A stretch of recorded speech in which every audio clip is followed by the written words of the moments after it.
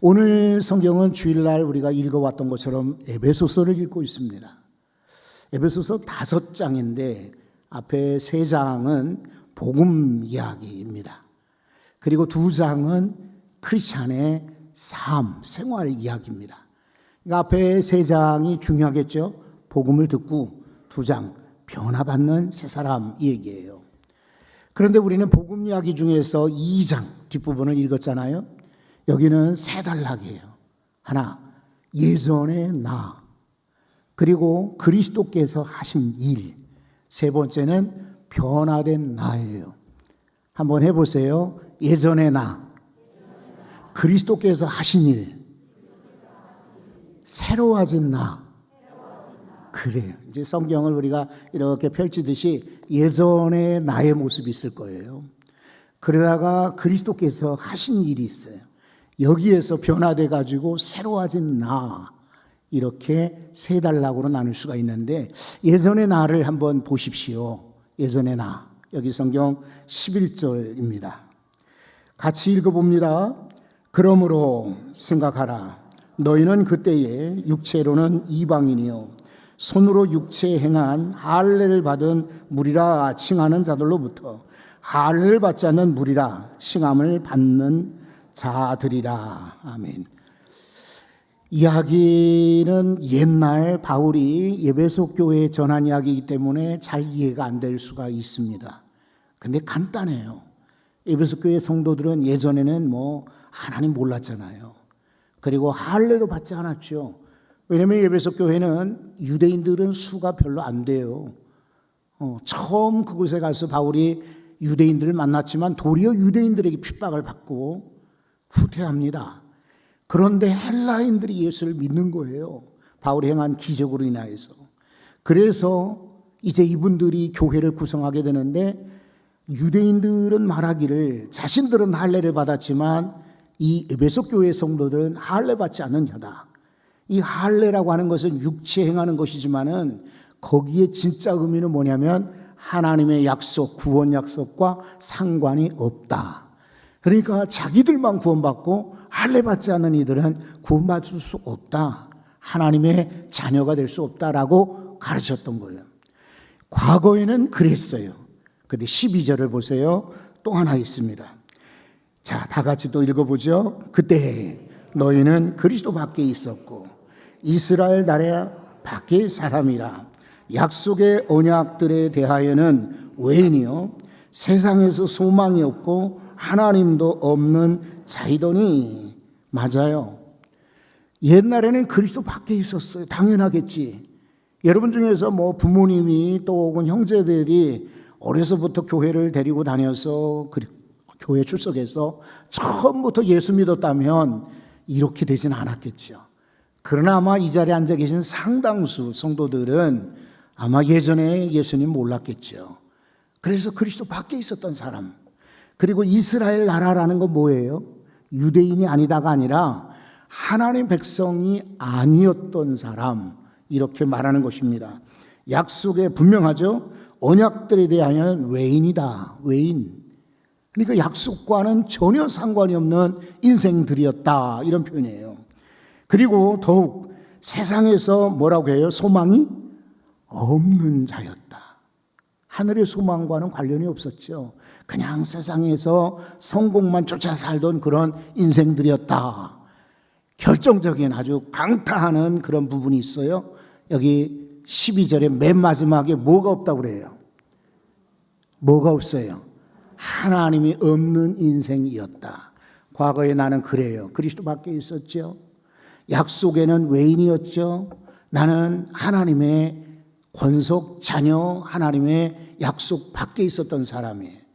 그리고 하나님과 상관없는 자, 그리고 인생에 소망이 전혀 없는 나였어요.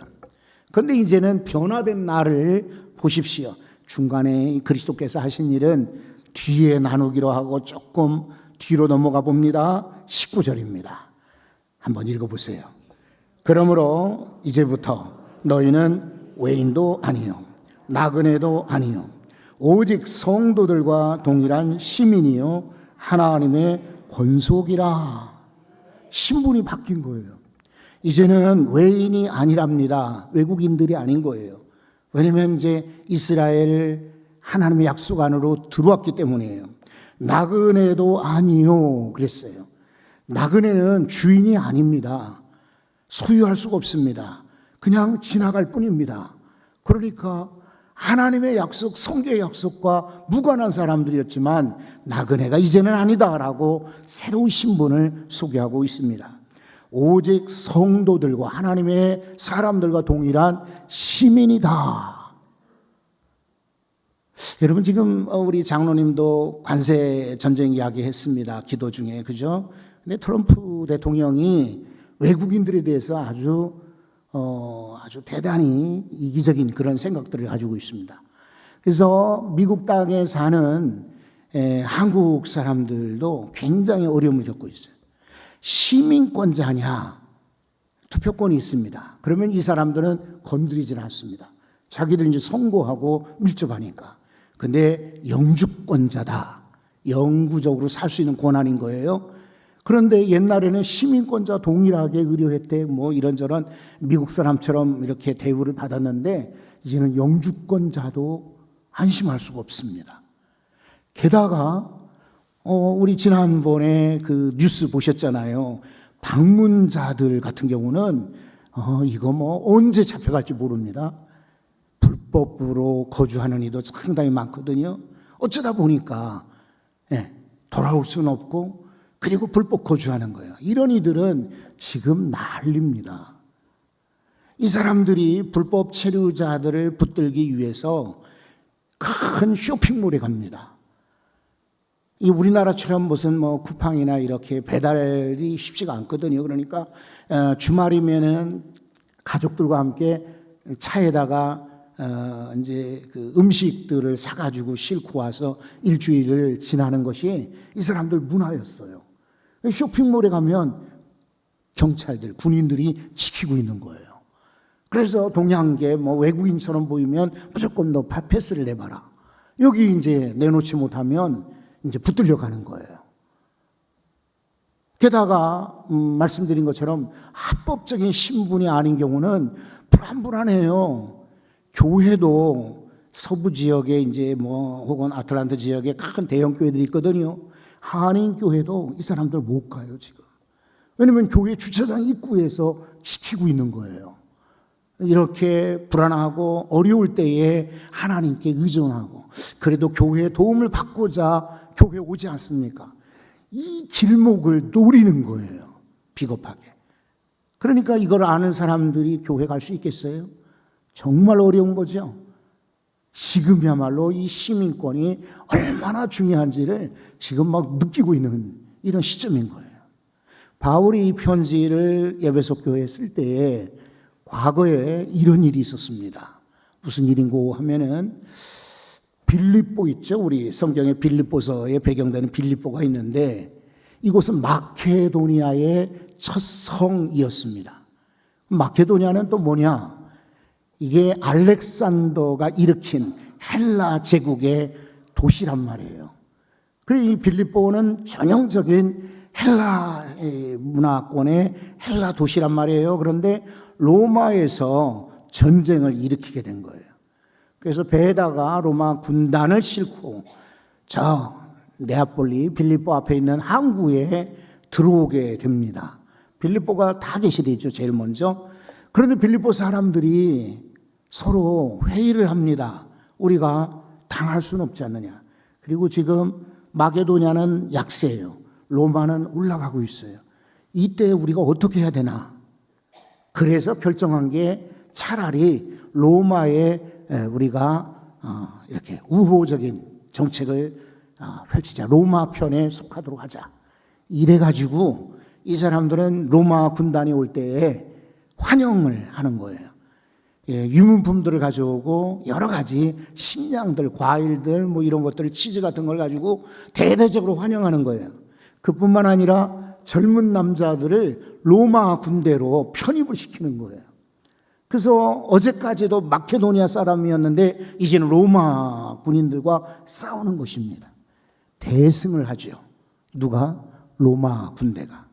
그러니까 이 장군이 로마 정부에 아주 우호적인 칭찬의 편지를 보냅니다. 보십시오. 이 빌립보 사람들이 우리를 위해서 유문을 오고 유문품을 주고 군대를 조직해서 아주 적극적으로 도와주었습니다. 로마 원로원에서 이들에게 칭호를 부여합니다. 클로니아 줄리아 필리피네스. 이 말은 뭐냐면 이 콜로니아 식민지라는 뜻입니다.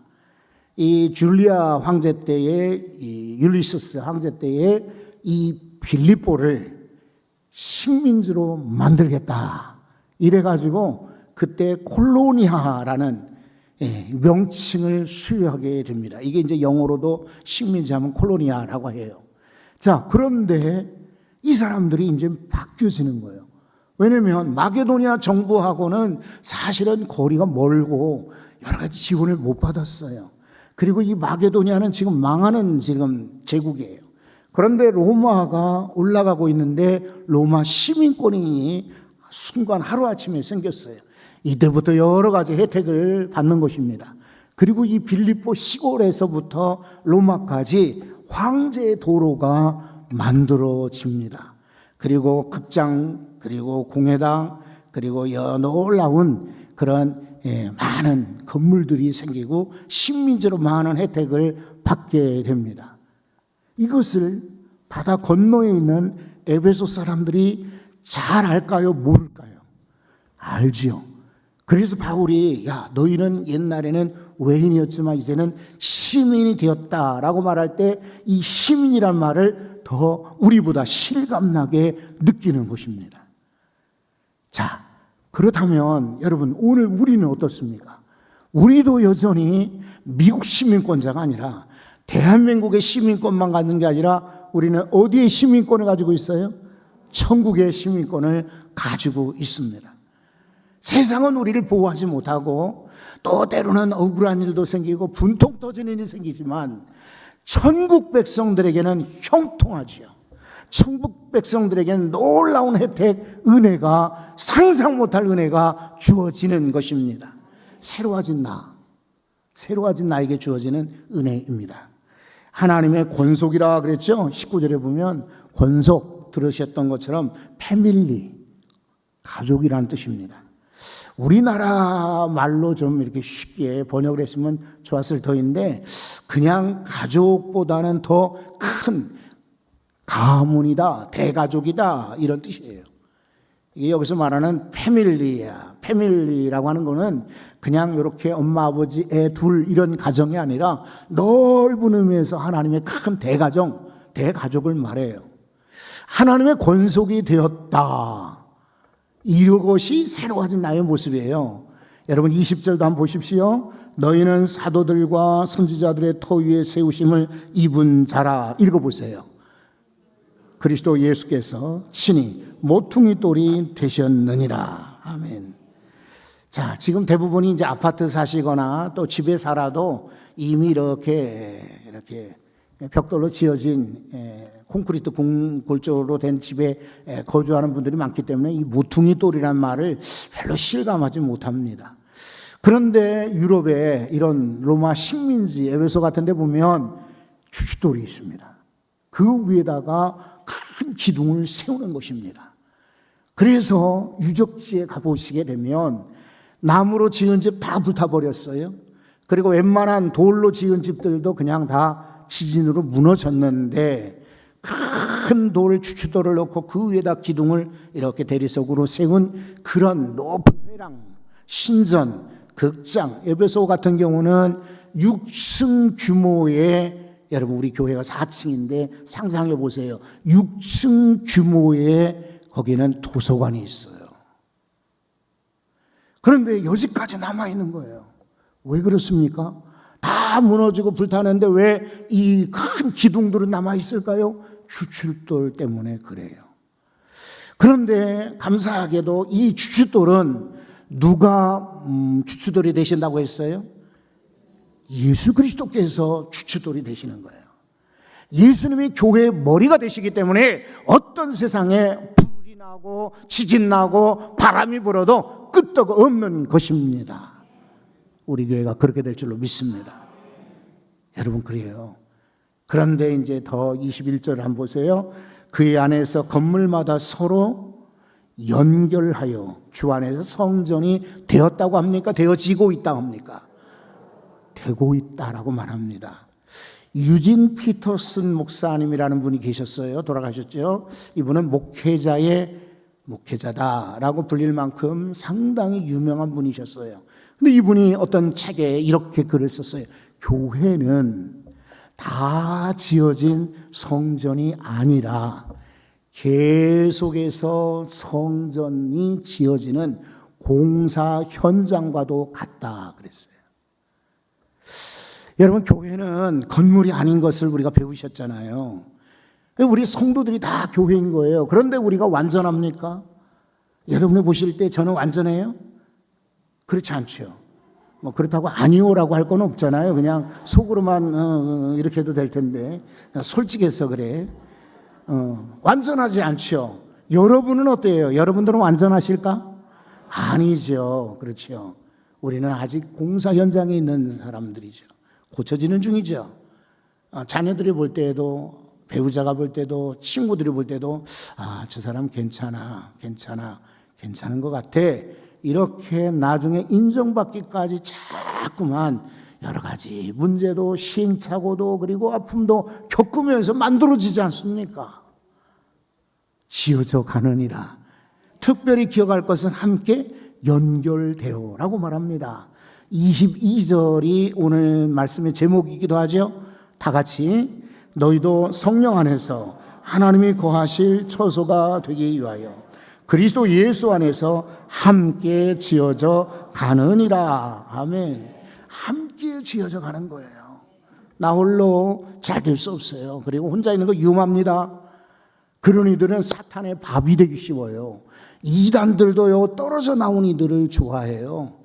교회에 사랑하고 열심 내고 예배드리고 참여하는 이들은 이단들도 건드리질 않아요. 그럼 불평하거나 또 불만을 갖거나 또 교회에 대해 서운한 마음 가지고 있는 이들은 딱 포섭 대상이에요. 사탄이 알아요. 이단들도 알고 그런 이들을 끄는 것입니다. 위험합니다. 그리고 나 혼자 신앙생활 하는 것은 자녀들 위해서도 좋지 못합니다. 영향을 받거든요. 할 수만 있거든. 여러분 기도 사역이건 부흥회건 기도회건 막 이렇게 참여하셔야 돼요. 함께 지어져 가느니라. 그런 것이지 나 혼자 연구하고 노력하고 고민하고 뭐 애써서 잘 되지는 않아요. 될 수 있는 사람도 있겠지. 독학에서도. 그러나 그런 경우는 아주 적고 살짝 조금만 그리고 약간의 도움만 받아도 더 잘 될 수가 있는 것입니다. 여러분 자 과거의 나 변화된 나 그 중간에 어떤 일이 있었는지 예수 그리스도께서 하신 일이 있습니다. 13절부터 한번 보십시오. 이제는 전에 멀리 있던 너희가 읽어보세요. 그리스도 예수 안에서 그리스도의 피로 가까워졌느니라. 아멘. 전에 멀리 떨어져 있던 우리가 그리스도의 피로 가까워졌다. 제가 아는 분은 아시겠지만 모르는 분 많겠지. 소소한 거 이렇게 이 공업용 있죠, 화학용 딱 붙는 순간 접착제 써보셨죠? 네, 이거 좋아해요. 그래서 책상에도 가방에도 신발장에도 아내가 모르지만 하여튼 제가 몇 개를 넣어놨어요. 그래서 뭐가 떨어지면 붙이는 거야. 근데 이제 내일부터 제가 여행을 이제 가려고 미국 서부에 가서 부흥회 인도하고 중부에 가서 아들을 만나고 남쪽에 가서 작년에 우리 교회 오셨던 God's Bible School and College라고 한 학교에서 채플 인도하고 또 동부로 가서 델라웨어에 우리 이승빈 목사님 창립 예배를 아직 못 드려서 창립 예배 드리고 그리고 남쪽 조지아에 가서 또 우리 미국 신학교 친구가 주일 예배 인도해달라 그래서 이제 그곳도 가고 여기저기 가려다 보니까 준비물이 필요해요. 그런데 며칠 전에 준비물을 정리하다 보니까 가방 끝이 이렇게 벌어진 거예요. 뭘로 붙이죠? 순간 접착제, 본드 조심하셔야 돼요. 순간 접착제를 가지고 붙이는데 여러분 이게 낡은 가방인데 순간 접착제 한두 방울 탁 떨어뜨렸어. 붙었을까 안 붙었을까? 이럴 줄 알았어요. 이왕이면 붙었어요 라고 이야기를 해야 돼. 긍정적으로 대답을 하세요. 붙었을까요? 안 붙었을까요? 붙었어요. 정말 감사한 거예요. 여러분, 하나님과 우리 사이도 순간 접착제가 붙여주는 것이 아니라 예수 그리스도의 피로 가까워졌느니라. 순간 접착제는 좋아하지 말고 그 대신 예수 그리스도를 가까이 하십시오. 그럴 때 하나님과 우리가 딱 붙는 거예요. 기가 막힌 은혜지요. 여러분 14절도 한번 보세요. 그는 우리의 화평이신지라. 둘로 어떻게 하셨어요? 하나로 만드셨어요. 떨어져 있는 하나님과 내가 멀어져 있었는데 아까 우리가 말씀 나눴잖아요. 전에 나, 옛날에 나, 하나님과 상관이 없었던, 소망이 없었던 외인, 나그네였던 내가 둘이 하나가 되었어요. 왜냐하면 예수 그리스도께서 화평이 되셨기 때문이에요. 14절 뒤에 말씀도 보세요. 원수 되었던 것, 원수된 것, 곧 뭐라고 하십니까? 중간에 막힌 담을 자기 육체로 허시고. 담이 많아요. 담. 사람과 사람 사이의 담. 그리고 건물과 건물 사이의 담. 예전에 제가 이런 일이 있었어요. 청계천을 제가 잘 걸어가는데 여러분 우리 동네에서는 이곳에서 살 때 600번을 타면은 다 갑니다. 아주 기가 막혀요. 그 버스가. 자, 신도림역도 가지, 영등포도 가지, 여의도도 가지, 마포도 가지, 어디까지 갑니까? 광화문까지 갑니다. 이게 참 600번 고마운 버스예요. 그 종점에서 광화문에 내려서 길 건너가면 청계천으로 이어지는 거예요. 청계천을 휴일에 주로 갔어요. 이제 아무래도 낮에 직장인 분들이 점심 먹고 많이 청계천을 걷거든요. 그러니까 번잡하고 휴일 날 명절 때 같은 때는 조용해요. 한가합니다. 외국인들만 몇 분 오시지 조용할 때 이제 가는 거예요. 그런데 그날따라 화장실이 급해진 거예요. 버스에 내리자마자. 그 주위에 둘러봐도 공중 화장실이 없어요. 그래서 어떡하나 아주 씩씩하게 용감하게 동아일보 빌딩 아시죠? 동아일보. 이 고척동 촌사람 같으니라고. 광화문에 가자마자 보이는 게 길 건너에 동아일보 빌딩이에요. 옛날에 제가 그 앞에 살았거든요. 그러니까 뭐 지체 없이 고민하지 않고 방송국에 화장실이 왜 없어? 그리고 들어가려는데 유리문이 딱 막혀 있어요. 이제 하도 이제 방송국에 테러도 많고 이러니까 보안을 철저하게 하는 거야. 저 뒤에 젊은 남자분들이 서 있는데 내가 손짓해서 불렀어요. 그리고 화장실에 가고 싶다. 문 좀 열어달라. 그랬더니 젊은 사람 한 사람 뭐라고 하냐면 이래요. 그 돌아 나왔지. 그 다음 건물을 갔는데 문이 잠겨 있어요. 화장실이. 이야, 난리 났네. 그때마다. 왜 그러죠? 그죠? 평소에는 안 보이던 것이 이제는 막 화장실만 찾는 거예요. 길 건너 그 수표교라고 이렇게 무교동으로 가는 돌다리 있죠. 돌다리 건너서 빌딩이 보이길래 또 들어갔죠. 근데 거기도 잠겨 있어요. 어떻게 해야 돼요? 지하철역은 멀어요, 거기서. 그래서 그 옆에 있는 좀 작은 빌딩으로 갔는데 여러분 경비 선생님 아저씨가 기다리고 있는 거예요.